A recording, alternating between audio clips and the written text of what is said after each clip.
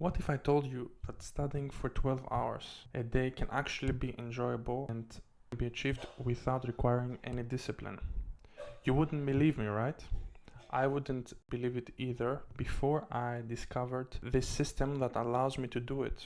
My name is Dr. Panos and I am a doctor that I recently finished med school in July. In this video, I'm going to share you 5 key strategies that allowed me to do that and transform my study habits during medical school, and now I am able to study for 12 hours without burning out.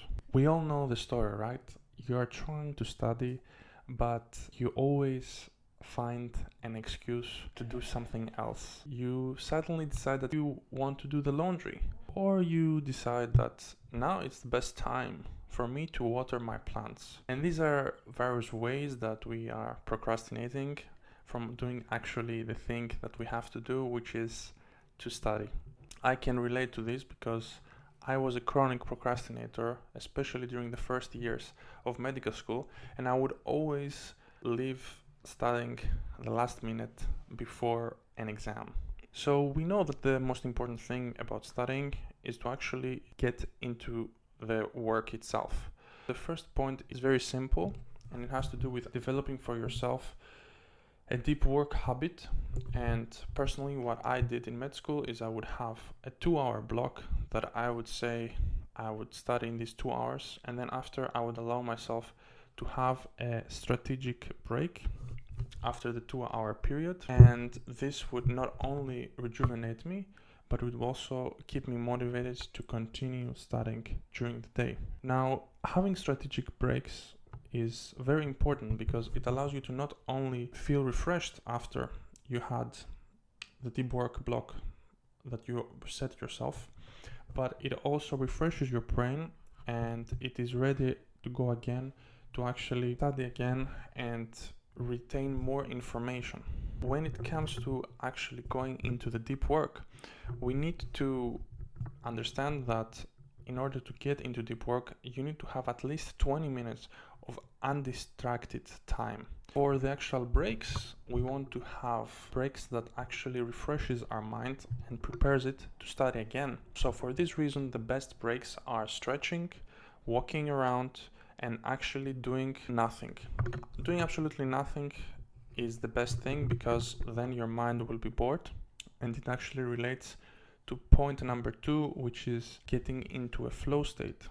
And getting into a flow state requires you to actually have no distractions for at least 20 minutes, and this is very important. So the third very important strategy that I used is Forest. Forest is an amazing app that literally transformed my whole med school experience. Basically, you set a timer for 20 minutes, and after you can set a break timer for 5 minutes. In my case, I was setting it for 2 hours, which was the maximum that it can go, and now I believe you can even set it for 3 hours long. And after, you can set even a break timer with Forest and just repeat use again and again. I know that it might not be ideal for everybody, but for me it drastically changed the way I am studying. So the fourth key strategy that I discovered is that actually what you eat and what you drink matters, and having regular efficient snack breaks when you're studying for that long of a period makes a difference. So choosing snacks that actually will give you energy and will boost your motivation as well, and to make sure you're hydrated. The last key strategy that I'm using is that I am actually starting from the easiest thing in the beginning of my studying, and then I progressively increase the difficulty by setting for yourself an easy goal in the morning. In the start of your day, you can get into the flow state sooner, and then you can tackle more complicated topics as you go through during your day, during your studying.